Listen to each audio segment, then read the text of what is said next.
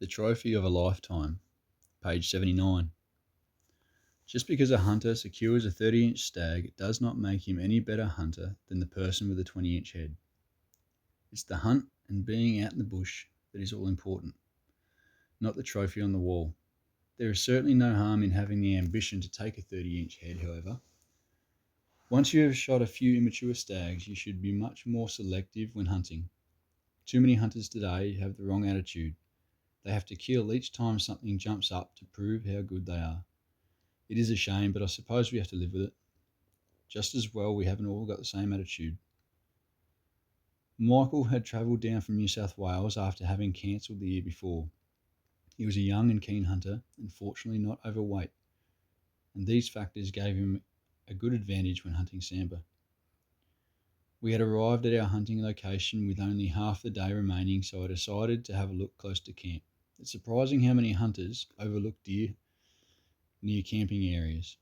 Perhaps everyone thinks that these areas have been hunted and are bypassed when hunting. If this is the case, then these areas never get hunted. In the area near camp, we found a hind and a yearling on the river flat, not far from the road. In the blackberries, which we had been negotiating on our knees, we found plenty of fresh droppings and prints. It seemed that it would only be a matter of time, and sure enough, honk, followed by a crash. There might have been time for a shot if I had been on my own with my rifle loaded, but not this time. As it happened, we were not after a hind, so it did not matter. There are enough hunters shooting hinds, so someone has to pass them up to try and balance the number of stags and hinds. If you shoot all the hinds out of an area, the master stag will most likely go elsewhere. I believe stags are territorial as long as there are hinds in the area. We will get serious tomorrow, was my comment to Michael. August is normally cold and I feel the wind telling me that there is snow on the way. We stockpiled wood for the fire and I made some lunch ready for an early start in the morning. After our dinner, Michael and I swapped a few hunting stories before the reluctantly left the fire to get some much needed sleep. The strong wind must have woken me during the night, and peering out of the tent I could no longer see stars. Knowing I could not control the weather, and just as well, it was back to the land of Nod. Rising again 1 hour before daylight, the order of business was a wake-up splash and put the kettle on. It could be a long, cold day, Michael. What about a cooked breakfast? Quickly elicited the response of "sounds good to me" from Michael, who was still in his warm sleeping bag. But the smell of bacon in the pan soon fired him up, and it wasn't long before we were making our way up the main gully behind camp. Once it became light enough to see, I slowed our pace right down. The wind had dropped in the valley, but up high the snow clouds were moving fast. We were now halfway up the main gully, and I expected to see plenty of fresh deer sign from here on. We crossed the creek and onto the wetter side and started to gain height. Knowing the next gully contained a wallow, I contoured around the face to check it out. The water was clear, indicating that the wallow had not been used recently. Michael was taking in all the signs depicting a wallow and noted that the tall reed grass was a dead giveaway. We slowly came over the ridge where I selected a good location to sit for a while. We had only been sitting for 5 or so minutes when I picked out 2 deer with my binoculars. A large hind and a yearling were slowly heading around the next ridge, and while we were watching with anticipation, they were the only ones to be seen, but the sight of them had certainly got our adrenaline going. The animals fed their way around the ridge and out of sight, and once again the Swarovskis were worth their weight in gold. We put our day packs on and started sidling up. The wind was chilly, so moving however slowly would still keep us warm.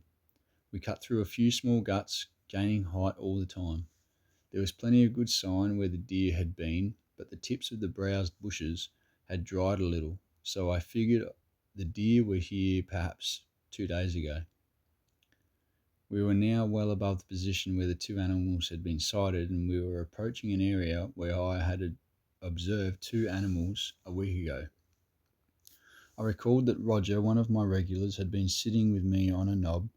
We were having lunch and I was giving my binoculars the usual workout. Being an hour after midday, the sun was hitting several faces and gullies, and I said to Roger that I thought I'd located a deer. It was so far away I was straining my eyes. It had to be a deer, I kept telling myself.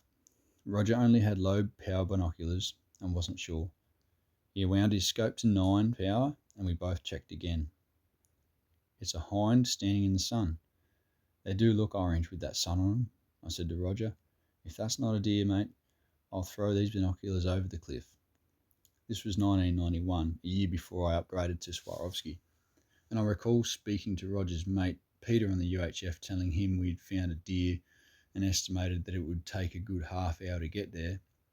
Well, it took us about an hour and a half before we were sneaking around the last ridge hoping to pick the deer out. Scanning the sunny face, yes, I found it, I whispered. It's a great feeling to see a sambar in the wild, and I still get a real buzz even after hunting them for 25 years. But when you get the drop on them at any distance, it's a totally different experience. Stag or hind, it's the same feeling. It's hard to put into words, but I get excited, tensed up, on edge, especially if the deer are close and I know that I cannot put a step out of place. This animal was lying down, and after I pointed the deer out to Roger, we settled down to watch it. Shortly after, I picked out a second animal, lying only metres away. It was now after 3 o'clock, and two hinds had met up and were looking down periodically. The shadow from the sun crept up towards the tops as the day ran out, and no stag was seen. The two hinds slowly moved off, feeding as they went. It was a great afternoon watching Sambar do their thing. I do pity those city people missing out on such an experience. With 15 minutes of daylight remaining and 2 hours from camp, it was time to pull the pin. We started to hurry down the ridge, as I wanted to cover the roughest terrain before it was too dark. We were almost to the main creek bed when suddenly, honk, the master of the bush had won again. No chance for a shot. This day just confirmed another theory, that is, if there is 15 minutes of hunting time left and it's prime time for deer movement, then you should use all your time for hunting. If you know your country well, you'll be able to make your way back to camp in the dark. Once hunting time runs out, you will have 15 minutes or 20 minutes of semi-daylight, and a fit hunter can cover 2 kilometres in this time. I call it putting the long ones in, so get fit, boys. Anyway, back to Michael's hunt. It was starting to snow, and this weather should get the animals moving because it was certainly working on us as our stop, look and listen breaks were becoming less frequent. I still enjoy hunting under these conditions. It is best if it gets a bit rough and wet, and if it does, I just pull out the poncho and take a break. I spotted a nice rub on a white gum, and a quick check of the shavings on the ground indicated they were only a day old at most. The master stag seemed to have a tendency to rub trees following the ridgelines, and this fellow was no exception. We could see quite a lot of country from this minor ridge, and this made it a great spot to sit for a while. We were smack in the middle of this stag's territory, and I said to Michael, he could be close. It was no longer snowing, but the air was very cold, and a few bush wrens paid us a visit while we sat waiting for a sambar to materialise out of the bush. After 15 to 20 minutes or so, the temptation was too much, and I had to know what might be around the next ridge. No sneezing or smoker's cough. Even breaking wind is forbidden in the sambar's home territory. We had only taken a few steps when crack, that's an animal, I whispered to Michael, and seconds later the stag was in plain sight. He paused to rub a prickly coprosma bush, and we moved forward while he was doing so. Finally, Michael fired and the stag lurched and bolted. I followed up with my 270, which put the stag down in the bottom of the gut. Michael had secured the trophy of a lifetime on his second day of sambar hunting. We sat and admired this magnificent animal. He was certainly in his prime, 10 or more years of traversing this true wilderness. The head later scored 206 Douglas points, and we could only wonder how many times he had outsmarted his predators.